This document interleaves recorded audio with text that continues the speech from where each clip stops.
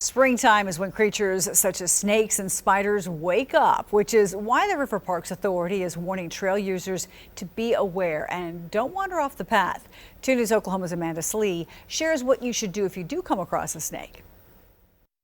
Turkey Mountain is home to lots of wildlife like armadillo, deer, and snakes. The River Parks Authority says there are 5 types of snakes to be on the lookout for. Connor Doyle walks the trails at Turkey Mountain about twice a week. He says he's seen many snakes on the trails, and one time he saw 2 in one day. I think I've seen 1 rattlesnake, but usually there's small green snakes. Doyle says seeing them on the trails sometimes scares him. Sometimes because you don't see it until you're right on top of it. Ryan Howe with the River Parks Authority tells me this area is known for black rat snakes, garter snakes, eastern hog snakes, and copperheads. He says at least on the trails you can see them, but they mainly live off the trails like you see in this video. That's why he urges users to stay on the trails and not wander off. There's dead foliage on the ground. Snakes and stuff are underneath that, and if you can't see them, you risk running into accidentally upsetting them by stepping on them. Howell says if a snake slithers into your path, don't engage it.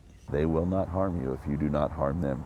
The number 1 cause of snake bites is people trying to get the snake off the trail, or play with the snake or take a selfie with the snake.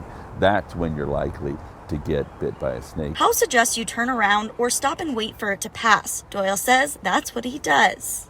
Just don't get too close, wait till it gets off the trail, and then just keep going. If you were bit by a non-venomous snake, get a tetanus booster if you haven't had one in the last 10 years, and treat the bite like a wound. If bitten by a venomous snake like the copperhead, wash the area immediately with soap and water, remove jewelry and tight clothing, and call the Oklahoma Center for Poison and Drug Information as soon as possible.